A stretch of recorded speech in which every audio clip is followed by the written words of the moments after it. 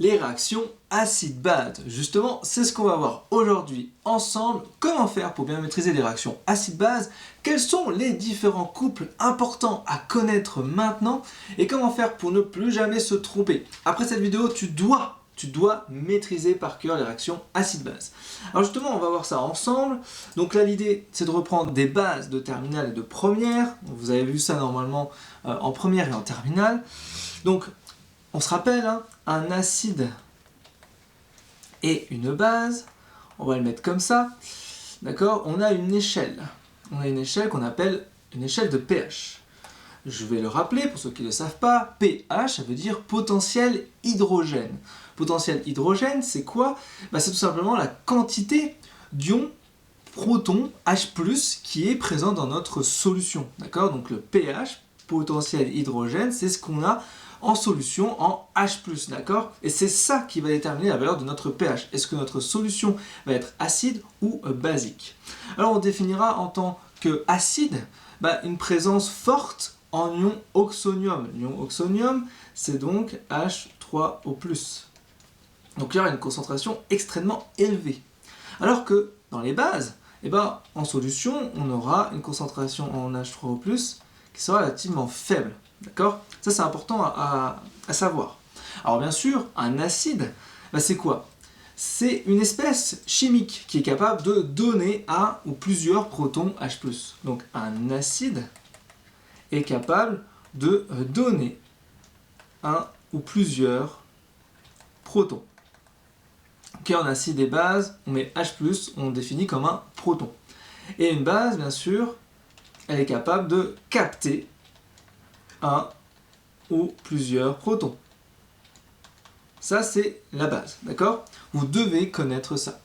Alors, bien entendu, ce qu'on va faire en général, c'est dire AH donne A- plus H+. Et la base, c'est A- plus H+, redonne l'acide. Donc au final, qu'est-ce qui se passe? Il se passe qu'on a AH donne A- plus H+, et on a A- plus H+, donne AH, ok? Donc ça, c'est pour les rappels acides et bases. Ok, jusque-là ça va, normalement vous maîtrisez par cœur, ça c'est évident. Alors j'ai quand même envie de rappeler 2-3 notions qui me semblent primordiales. Tout simplement, c'est quoi? Alors, vous avez deux termes qui sont hyper importants à retenir. J'ai parlé d'un proton, d'accord? Et j'ai parlé de H3O+. Je vous donne ça parce que ça, c'est dans les QCM.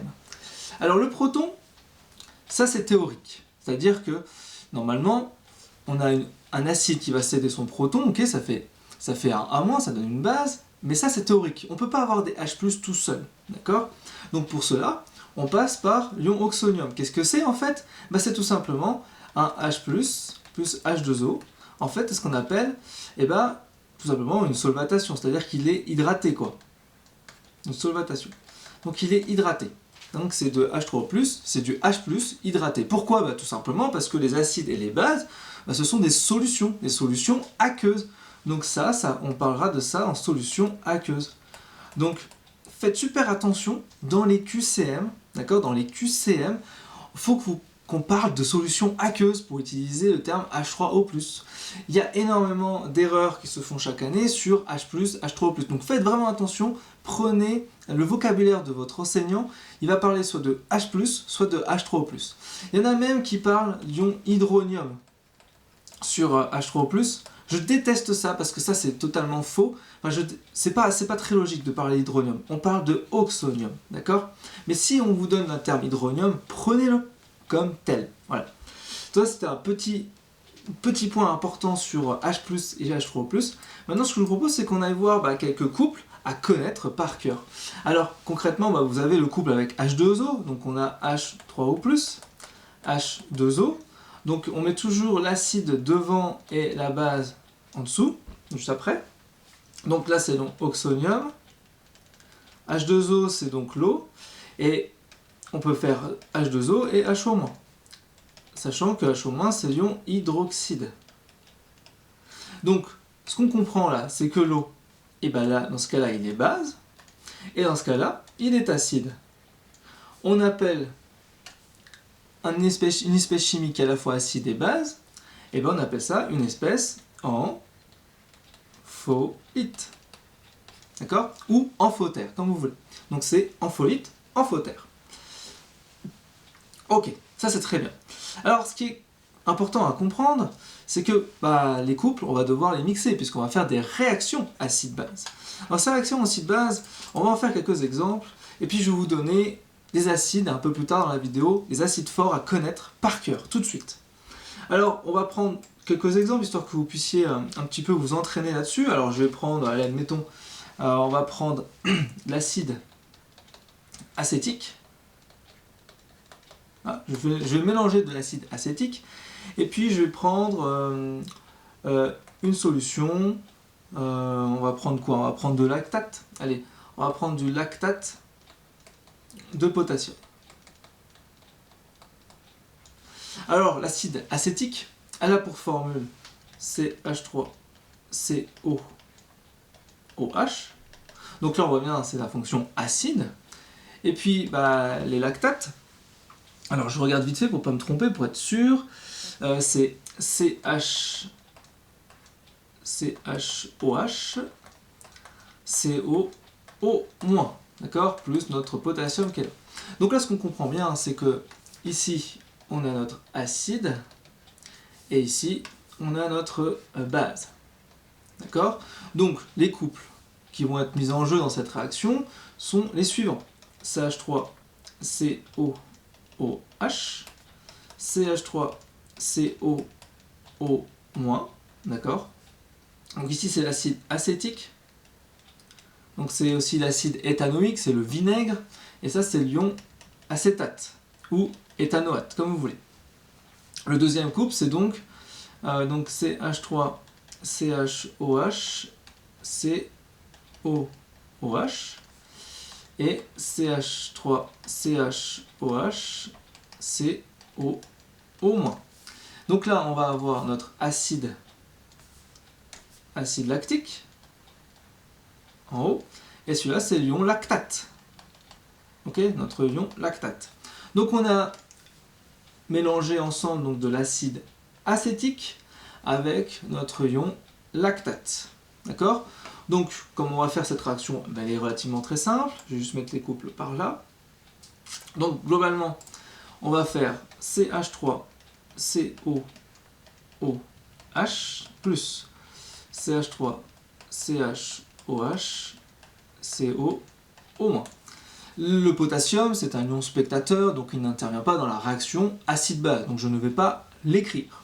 Alors ce qui est important à reconnaître, c'est que si ici on a un acide, et qu'ici on a une base, j'ai dit quoi tout à l'heure? L'acide cède son proton pour la base. Donc concrètement, la fonction acide elle est là, le H de cet acide va venir tout simplement et va se mettre au O-, ça fera un OH. Donc c'est un échange tout simplement. Donc ça fait CH3, COO- plus CH3, CHOH, COOH. Voilà. Alors vous pouvez bien entendu faire les deux demi-réactions, mais globalement les réactions acide-base c'est tellement facile qu'il faut juste comprendre qu'on fait un échange entre le proton d'un acide à une base. Et on n'a pas besoin d'aller plus loin que ça. Donc voilà, je vous ai expliqué comment faire pour faire une réaction acide-base, c'est vraiment très simple. Alors maintenant je vais juste quand même vous donner les 3 acides forts à connaître cette année. Je vous en conjure, apprenez-le, c'est vraiment super important. Ok, apprenez ça. Alors les acides forts à connaître, il y en a 3. Vous avez l'acide chlorhydrique. L'acide chlorhydrique. Donc c'est HCl. D'accord? Ensuite, on a l'acide nitrique. Donc c'est HNO3. Ensuite, on a l'acide sulfurique. H2SO4. Ça, ce sont les 3 acides forts à connaître cette année. D'accord? C'est hyper important que vous connaissiez ça. Alors, bien entendu, il y en a bien d'autres, des acides forts. Globalement, il y en a à peu près une trentaine, mais vous avez en connaître que 3 au minimum. Après, il y en existe d'autres. Il faut bien comprendre qu'il y en a d'autres, il n'y a pas que cela. Alors qu'est-ce qu'un acide fort? En fait, un acide fort, c'est un acide qui va totalement se ioniser en solution. C'est-à-dire que au final, on va avoir plus d'H3O+ que de solutions acides chlorhydrique par exemple à la base. Donc en fait ça veut dire quoi concrètement? C'est que on doit prendre en compte uniquement l'ion oxonium en solution. Donc on doit faire H3O+ plus Cl-. On doit faire H3O+ plus NO3-. On doit faire 2H3O+ plus SO4 2-. Ça, c'est ce qu'on doit écrire. D'accord? C'est-à-dire qu'en fait, dans la réaction acide-base, vous n'avez pas le droit d'écrire HCl plus H2O donne H3O+, plus Cl-. Ça, c'est faux. Si vous écrivez ça, c'est totalement faux. D'accord? Vous devez absolument prendre en compte que, comme c'est des acides forts, c'est H3O+, d'accord, qu'il faut mettre dans la réaction. Cl-, NO3-, SO4 deviennent des ions spectateurs. D'accord? Et je vois chaque année des dizaines et des dizaines d'étudiants qui font cette même erreur. Donc, ça, c'est fini maintenant. Après cette vidéo, vous ne ferez plus l'erreur sur ces réactions à l'acide base, donc avec les acides forts. D'accord? La seule base forte que vous devez connaître, je vous la donne, c'est tout simplement l'hydroxyde de potassium ou l'hydroxyde de sodium. Donc les bases fortes que vous devez connaître, c'est NaOH ou KOH, c'est-à-dire hydroxyde de sodium, d'accord, c'est la soude caustique, et l'hydroxyde de potassium. L'hydroxyde de potassium, c'est KOH, c'est la potasse. Ce sont les deux seules bases que vous devez connaître. Et donc, qu'est-ce qui est mis en jeu? L'ion hydroxyde, tout simplement, donc HO-. Voilà.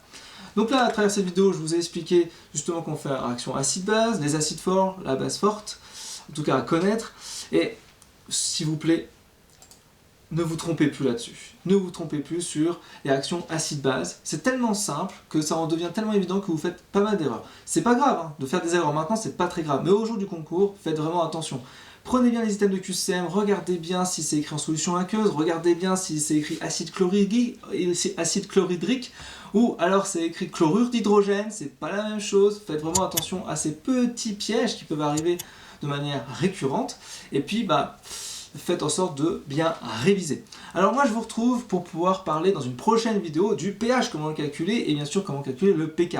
Donc je vous retrouve dans une prochaine vidéo, je vous dis à très vite, ciao ciao ciao ciao.